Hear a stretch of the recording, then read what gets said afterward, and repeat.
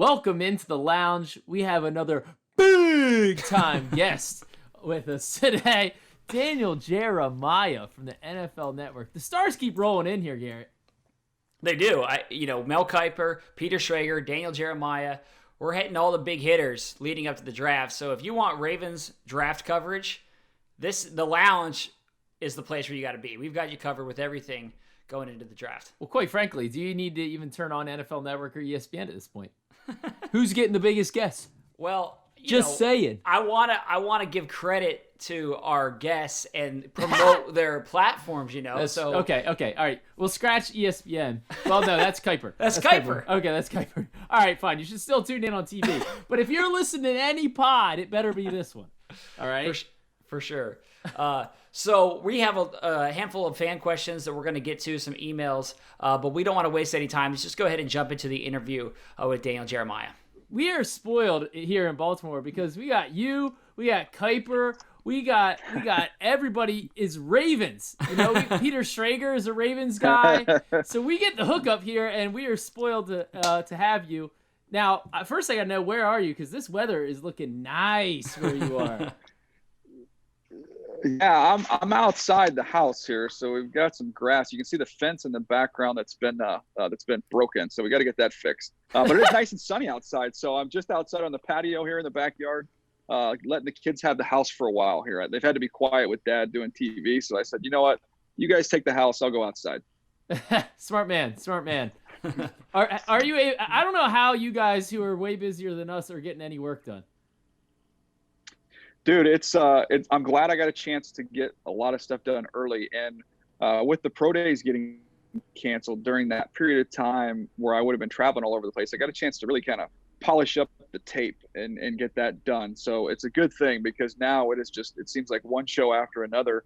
There's nothing else really to talk about in the football world. So we're dialed in on the draft 24/7 and the rest of the networks as well. I mean, when they would be covering baseball right now and the basketball playoffs, this is the only show in town. It's the NFL draft. Mm-hmm. You talk about watching the tape. Eric DeCosta made a point that this is going to be a bit of an old school draft because you don't have some of that other information. Like you don't have pro days, you don't have visits. Are you, as you're going through this evaluation process, finding yourself, all right, I'm just going to have to watch more tape than ever? Yeah, I mean, it's interesting. I think I agree with Eric that you get a chance to watch a lot more tape, and more than even just watching the tape, it's not letting some of these other numbers and factors kind of skew your evaluation. Sometimes it's, you watch plenty of tape, but then you get carried away with a workout one way or the other, and that can influence you, even if you've watched, 7 or 8 games on a player. So I think not having those to kind of muck up the process, it keeps it about as pure as it gets. Mm-hmm. So as things stand right now, I don't know if this is your final mock. I'm guessing you're probably going to put out the final one, within 24 hours of the draft. But as it stands right now, you have the Ravens taking Wisconsin's Zach Bond at number 28. What is it that you like about him? Well, you can get to the quarterback. I mean, that's first and foremost what you're looking for if you're the Ravens, trying to get that pass rush cranked up a little bit. He's somebody that has a versatility that I think Wink would enjoy using. You can drop him in coverage. You can play off the ball. You can play on the ball. He's a really good blitzer. He plays really hard. So to me, there's some Raven characteristics to the way he plays the game. But I think when you look at this team, I'm fascinated to see which way they go because you already have an offense that's scoring a zillion points. You could continue to add to that group, or you could say, hey, man, we're going to be playing with the lead with this offense. Let's get a defense that can really hunt the quarterback. Two guys that a lot of people have talked about with the Ravens, obviously, is Kenneth Murray and Patrick Queen. You have them 15 and 18 in your top 50 right now. So I'm assuming you're saying there's no snowball's chance in hell that they get to the Ravens. Well, there's always a chance. There's always a difference between, what you think of a player and then how they come off the board. So I wouldn't totally rule it out. I would think Kenneth Murray, even though I have Patrick Queen over him, I think Kenneth Murray will probably be selected ahead of Patrick Queen. So I think he'll be a tough one. I don't see him getting down there. Patrick Queen, there's an opportunity, maybe some potential he could get there. But I do think when it's all said and done, both those guys, more than likely, they're off the board. Now, is part of it that, I'm hearing all this buzz that, hey, inside linebacker maybe isn't as valued as much in today's NFL. Is that a bunch of smoke or what? I mean, we saw the Steelers move up for Devin Bush last year, and he did pretty darn well. Does inside linebacker still carry the same value, you think, in drafting circles and scouting circles? Well, I think it does for me, and that's partly because of where I grew up. When you grow up in the NFL under Ray Lewis's era, you know what an inside linebacker can do and what kind of impact you can have. And I still think that's the case. I think when you look at the teams you have to match up with in the postseason, and you look at some of the tight ends you have to cover, you look at some of the backs that are going to be out of the backfield, you better have some speed and some range at that position and have a playmaker. Maybe not in the sense that it used to be where you had to be a downhill banger and really kind of be a collision player. But athleticism there, if you do not have athleticism at the linebacker position, they will find you, they will exploit you, and you're going to have a tough time hoisting the ultimate trophy. So I do think there's still value there. I think the people that kind of dismiss that, I think that's misguided. Can Zach Bond step inside and play next to LJ Fort potentially?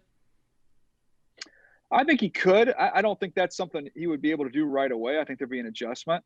But he has a role in passing situations to rush off the edge right away. So, that goes back to the way the Ravens have always done business. Take the best player, put him in a position initially where keep it simple for him, let him do what he does best, and then develop him, which they have with that great coaching staff there, to develop these players to be able to do different things. And I think he could grow into that role. I think it might be a little bit of a tall ask year one to be in that spot. But like I said, we saw – back to Suggs. I don't think Suggs even started a game. He was Rookie of the Year back in the day. So they'll have a role for him. They'll find out how to use it. Mm-hmm. So if they go defense in the first round, that probably means on day 2 when they have a bunch of picks that there's going to be some. I would expect receiver to be a position that they address at that point. You've talked a lot about the track team around Lamar. They did that last year with Hollywood. Yeah. So who are some of these day 2 track stars that they could potentially add to this offense? I would love see KJ Hamler. That would be fun. You talk about a track team. He's a legit 4.2 guy. I didn't get a chance to run. It's similar to Hollywood, last year. But to me, I look at him and you get him out there on the field, that would be a lot of speed. It'd be overwhelming. It'd be a great pick for them. I think Jalen Reagor's another one. He didn't run as fast as we all anticipated. I think he ran the high 4.4s, but definitely plays faster than that. And he's another one that can really, really stretch the field and is really physical with the ball in his hands as well. So those would be a couple guys that make a lot of sense. And then I know he's not a track star, but Brandon Ayuk, I don't know if he would get that far. I don't think he will. I'm higher on him than most folks, but he's got speed and he's got toughness. And to me, he's got some of that Raven DNA that with Reagor. I've seen Reagor, posting or sending out some of these videos to NFL teams of him running allegedly 4.22s at his, pro day because these guys don't have actual pro days. When you see that, do you buy that at this stage when guys are trying to get out to NFL teams that, hey, I'm actually, here's my real measurables or here's my real speed? No, I'm not buying that. I don't think there's any use to it. You can show me the stopwatch, but I haven't been there to measure it to make sure that you're running the full 40 yards. I don't think teams put much stock in that. It's good to see guys move around, but you're not going to borrow a time from somebody that was at a high school field, hand time and a player. So I don't put much stock into that at all. Look, it doesn't hurt just to take a shot if you're the team and the agents, but I'd be very surprised if a team put much weight in that. Well, just so you guys know, I ran a 4.35 in my backyard the other day. That's official time. That's right, and that was the best 30-yard dash that I've ever seen. Daniel, as well as anybody, how Baltimore likes to build in the trenches. All these toys, they're fun, and everybody wants to have them. And obviously with Lamar, we want as many toys as we can get. But at the same time, Marshall Yanda hangs up his cleats, and now you have a pretty big hole at right guard. How early do you think they address that position? And are there some guys that you look at and you say, oh, yeah, that looks like a Ravens offensive lineman? Oh, to me, if you watch Hunt play, who plays tackle for University of Louisiana, which used to be Louisiana Lafayette, I guess. But he is to me, is that classic Raven type player. He is a mauler. He is physical. He plays tackle. I think he'll kick inside to guard. There is some similarities. He's not as powerful as Kelechi was coming out, but there are some similarities with the way he plays. And that's somebody I think you probably see go off in the second round. So Robert Hunt from Louisiana would be a great fit there. If you were going to take one in the first round, I think it's probably a little bit early. But you've got a guy in Cesar Ruiz from Michigan who could play any of the 3 interior spots. I think you could start him at guard. He'd be fine there. But that would be the only one I could see potentially going in the first round that would really kind of match the way they play. DJ, you worked a lot with Eric, obviously. What do you think is his best attribute when it comes to the draft? Well, Eric's smart. I mean, that's the best attribute. That's a good starting point. Very smart. Yes, he is bright. I'll be honest with you. Growing up in California, I'd never heard of Colby College, but I can tell you that it's a good education. Eric has proven that. So he knows how to move the board around. So there's 2 parts of it, right? You got to be able to stack the players to understand how you rank them. But then, and Eric's had a lot of experience kind of, being around Ozzie and then really developing his own style. But he's become, he's got a reputation now around the league as somebody that really knows how to manipulate the draft board, to be able to move around, drop down, pick up extra picks, use some picks, come back up. It seems like he always ends up on the plus side with what he's able to get accomplished there. So that's a pretty good trait to have when you're orchestrating a draft, is to understand the value around the league and understand how you can move in either direction. Now, do you think because of the unique circumstances of this draft and doing it over video and all this business, does that make it more difficult for general managers to trade while on the clock? Could that mean less trades? I think that's the only thing people were really concerned about, was the ability to get trades done. I don't think it'll be a big deal. They'll have people assigned to different teams and different phones, and you'll be connected on Zoom or on whatever program. I think it's a Microsoft program that they're using, TeamViewer. But you'll be able to, to get that communicated. The first round, 10 minutes is a lot of time. Most of those conversations take place before the draft as well. So you have a chance to say, hey, if our guy's there, we'd be willing to move up. If you wanted to move back because you didn't like what was there, you can kind of organize what that trade would look like ahead of time. So that's kind of what I would imagine happening there with that first round. And then after that, you don't sit there and wait. If you want to make a trade with somebody, you get on the horn with them, 5-6 picks ahead of time to try and get that stuff ironed out. So we're doing all this talk about trades. What's more likely, the Ravens pick at 28 or they pick somewhere else? So most likely, I would think, moving back. Yeah, I think they move. I think they definitely will look into moving. And Eric's a master at that. We talked about it. So to be able to slide down, get some extra picks in that second, third round range, which is a nice sweet spot for this draft. I think that would be the more likely move. If I was going to rank them in order, I'd say move back, then I would say stand pat, and then I would say move up. So that would be the order of what my expectations are. But maybe they surprise us. Mm-hmm. So Eric as well as anybody. Do you get any information from him around this time of the year? I mean, you know him, but he also is incredibly closed off and holds information tightly. So when you send him a text around this time, are you getting any inside tips right now? No, I want to guess. To me, I look at it like a game, right? So if I'm in constant contact with Eric, I don't want to say, oh, I got some information. I know that group well and how they operate, so I want to have a good, fair shot at trying to guess what they're going to do and how they're going to do it. I don't want any help here. We want to try. No steroids. There's no steroids in this mock draft. It's gonna suck all on its own. So before we let you go, Daniel, what do you think your final pick will be for the Ravens in your last mock draft? Who do you guys want it to be? We can negotiate here. Who do you guys want?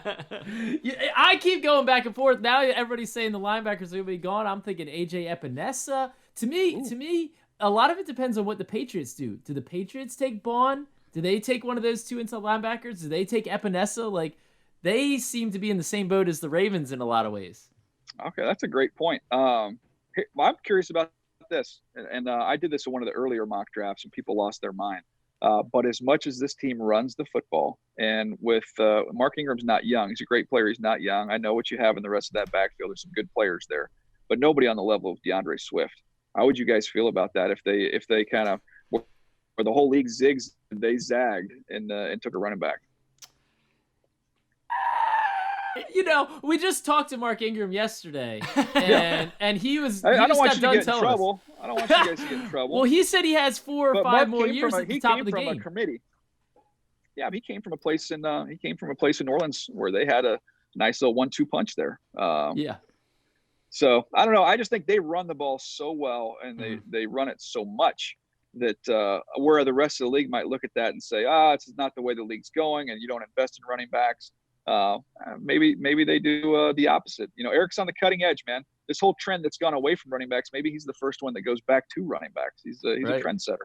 True. What is it about Swift that makes him special?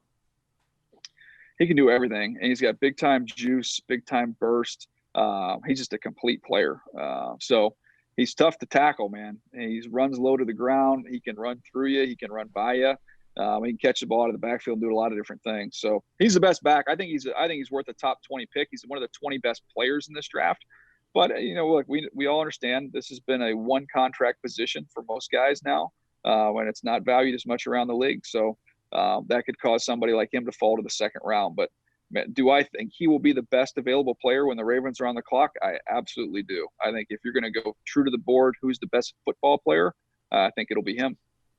Interesting. All right. Hey, well, we have a lot to think about before we do our 7-round mocks for next week, and fans can catch you on NFL Network throughout draft weekend, throughout everything leading up to it. So you do a great job. We really appreciate the time. Thanks so much, DJ. Appreciate you guys. Be good. All right, thanks, man. Thanks, you too. Well, awesome stuff from Daniel Jeremiah. I'll tell you what, my penciled in mock right now is spot on.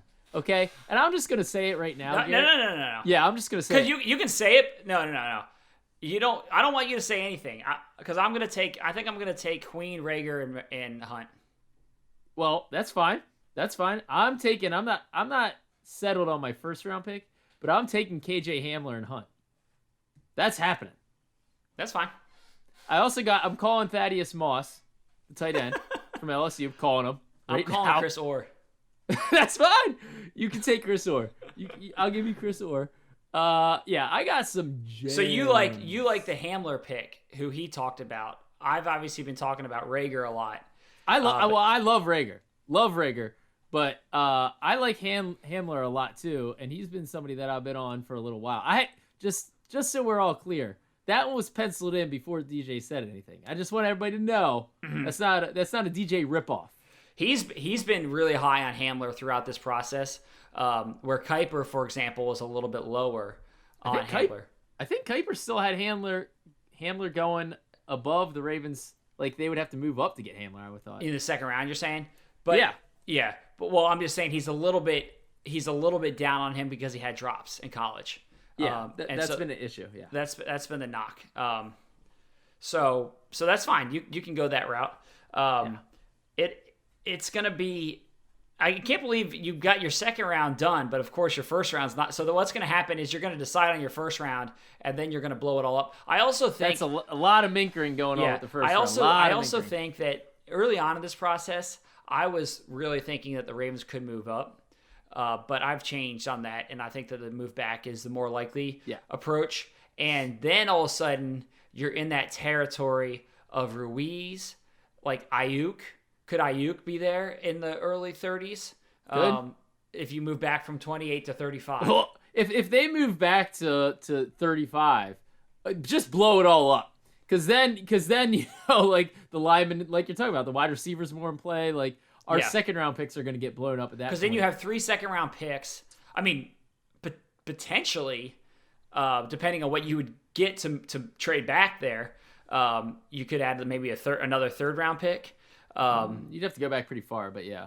So, but then you all of a sudden you have all these day 2 picks, and then even if, let's just say, I think one of the fan questions we got a few weeks ago was about whether the Ravens could ultimately end up with 4 second round picks, trade back in the first, and then put a package together for whatever they got from trading back to then move back up in the second, and all of a sudden you end up with 4 second round picks, and then that would be sick. Yeah, the Ravens right now have 9 draft picks. And I think they're going to end up with more than that. I think they're going to end up with double digits by the time draft weekend's over. And to get to that point, you're moving back at times. And probably in the first round.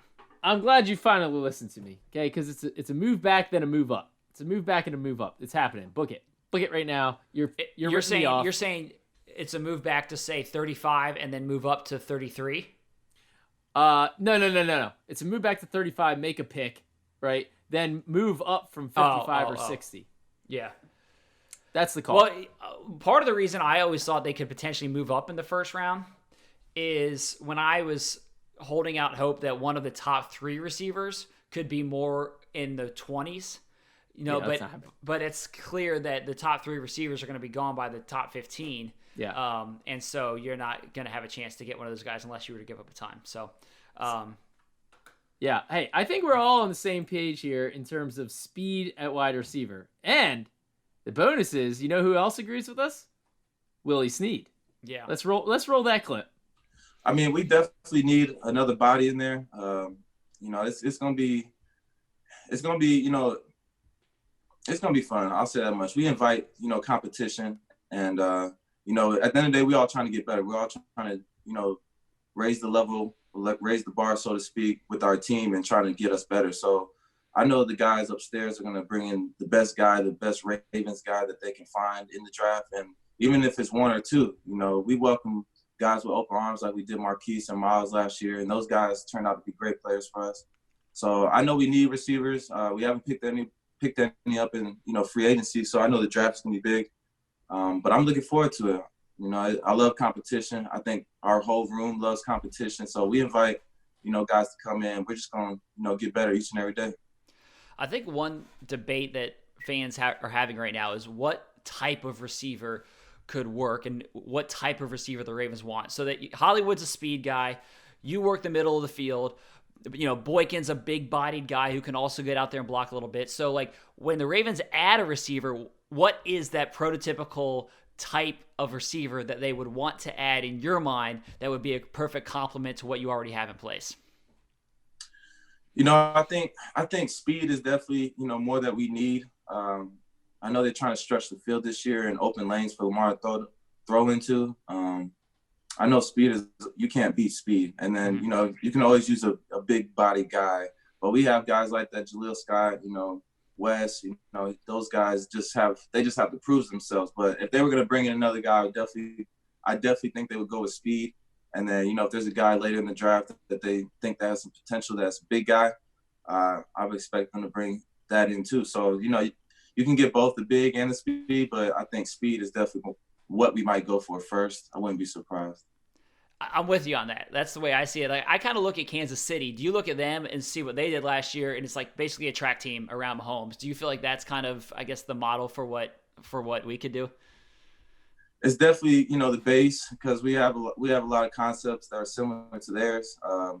But yeah, I mean, you definitely want to stretch the field with speed and get guys underneath and, in the open space. So, we'll see what happens. I'm excited for it.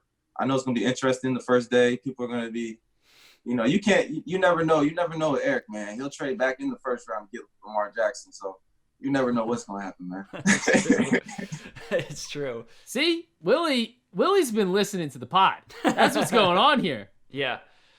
I mean, I think it's a really interesting point that he makes, which is what we've been saying, and a lot of people have been saying it, but to hear from a player who's a receiver on this team, obviously, it carries a little bit of different weight. And so the Ravens have him who can work the middle of the field. They've got the big body in Boykin, who's still got speed, but you got your big body receiver. You have your speed guy in Hollywood, but if you're going to add one element of that, what could you use more of? And I think it, like we've been saying, it is the speed. And so that's why Hamler works. That's why Rager works. Ayuk works. All of those guys. Shenault kind of. Shenault works because I think that I think it's speed, but I think it's yards after catch, which is something we've talked about a lot, and just the ability. Big play ability. Yeah, kind of to put pressure on a defense. Yep, totally agree. By the way, undefendable. That's right. By the way, what do you think of my new digs? What do you think of the background? Well, it's not new digs. You just kind of changed the camera setup, right? Yeah. Well, whatever. My new background. I see you're just trying to get points because you got the bunker in the background. I really wish I had this for the bunker draft. You see this?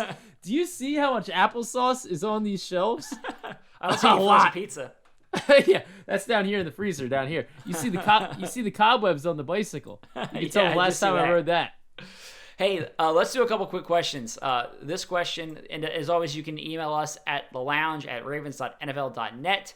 Sager sends in the question, I'm a big fan of The Lounge, and it's good entertainment and great to listen to during these uncertain times.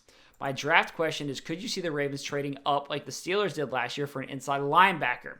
If they really favored either Queen or Murray, or maybe a scenario where one of them's gone, but they want to get the other one, could they trade up to get one of those guys? So I was just talking about the trade up for the receiver, but do you see Queen's off the board and Murray sitting there at 22, and the Ravens want to go up and get him in front of the Patriots? Could that happen? Are the Patriots at 23? I don't have the full, but whatever. I'm just throwing out that number. Well, let me just see. Let me see. I'll pull it up. Yeah, the Patriots. Look at that, Garrett. Patriots are at 23. I don't think so. I don't think that they would make that kind of jump. That would be a 6-spot jump. What are you giving up there? A 4th rounder? Right. Something like that in the 1st round. So I don't think so. No, I don't think that they're desperate enough to get one of those two guys.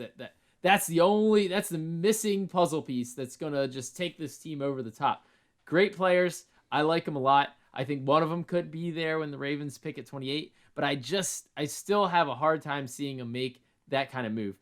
Maybe they could go up like 3 spots, something like that, like a small 2 spots, something like that to move up, but I just don't see giving up a day. I don't see him giving up a day 2 pick to move up. I just don't. Yeah. Well, like Jeremiah just said, his expectation is trade back number 1, stay put number 2, and then trade up number 3 in terms of that situation.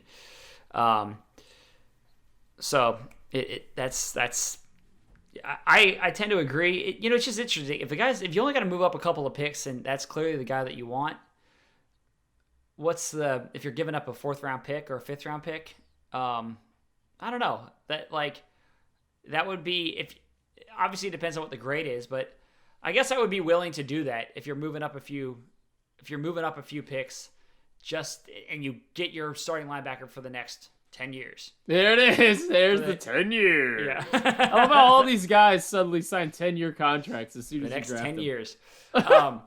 All right, hey, and one more question before we go. This one comes to us from Brazil. Oh, nice. Big trust from Brazil is the subject line. Wait, big truss or truz? Big truz. It's trust, but we'll go with truz. I don't know how to pronounce the name, but Joaa. Joa. There you go. Now, I like the email, but he starts it with, "Hey, Ryan and Mink." So I'm nice. This is a one-man show. Let's be honest here. I'm not a fan anymore. Anyway, I'm one of the many international Baltimore Ravens fans, so it's so cool, even being so far away, that we feel like we're part of the flock. And he says, "Yeah, no murder of crows." So, do you have a top 5 Ravens plays from this decade? This is a plays little or players? Plays. This is a little tease.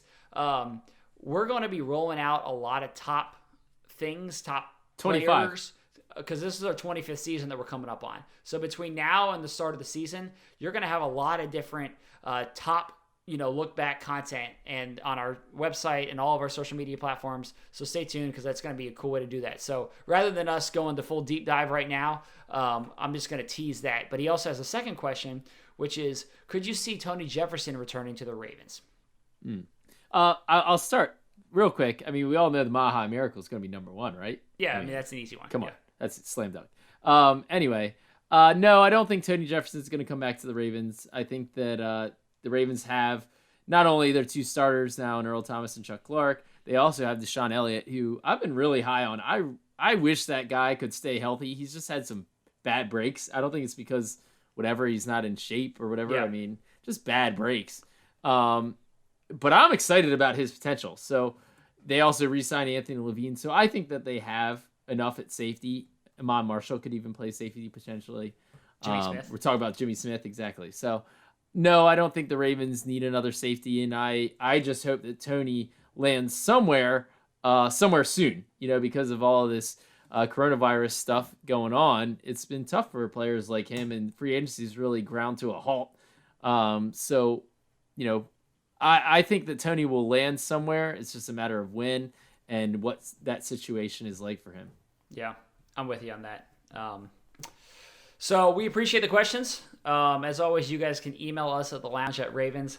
NFL.net. And next week it's draft week. So we are going to have our full 7-round mock draft. What day is that going to come out? Wednesday? Sure.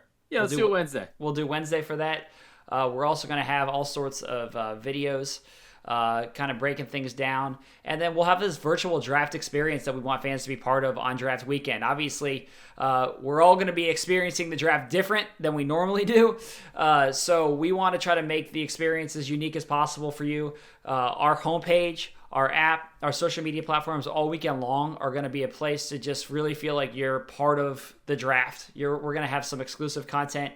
You're going to be able to be asking questions to our decision makers, being part of Q&As with our top pick. So we've got some really cool stuff coming up, and we want this to be an opportunity. Well, everyone's in a tough spot right now. This can be a bit of a reprieve, and we want to try to make this as entertaining as possible as we're all experiencing it in a very unique way. Yeah, definitely. And you forgot Joe Ortiz coming on the pod. Yes.